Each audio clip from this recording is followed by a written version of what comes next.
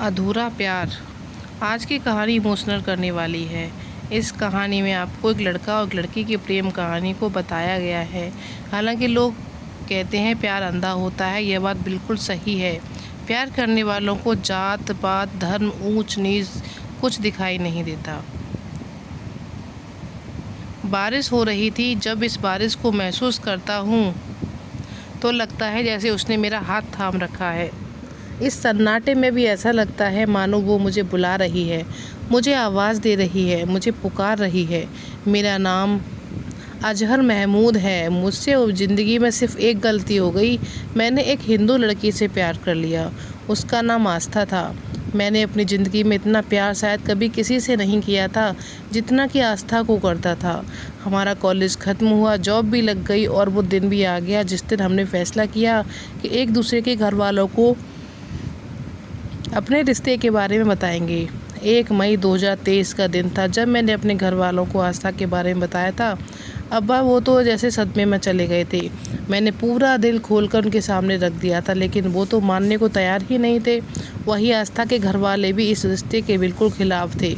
अब हम बड़ी दुविधा में फंसे हुए थे। हर पल बस यही सोचते थे घर वालों को निकाह के लिए कैसे राज़ी कराया जाए। मैंने बहुत कोशिश की, लेकिन ना तो अम्मी मानी और ना ही अब्बू। बहुत ही ज़्यादा खिलाफ थे। अब बहुत ज़्यादा हो तो मेरी बात सुनने को तैयार ही नहीं थे। हार कर मैंने आस्था को घर छोड़कर शादी करने के लिए कहा, लेकिन एक लड़की के लिए ये बहुत मुश्किल होता है। उसकी ये बात समझता।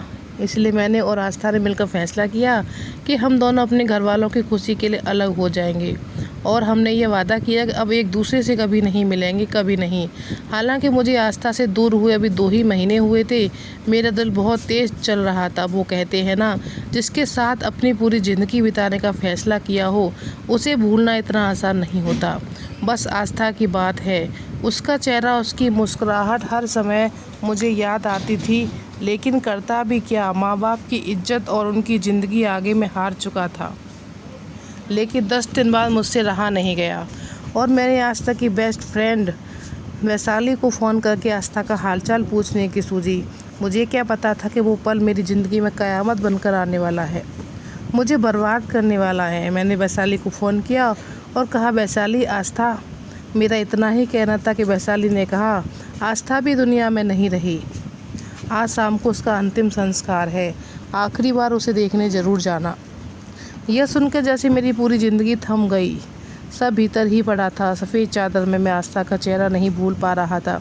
मुझे वैशाली ने बताया, तुम्हारे बिना उसे ज़िंदगी जीना एक बोझ लग रहा था।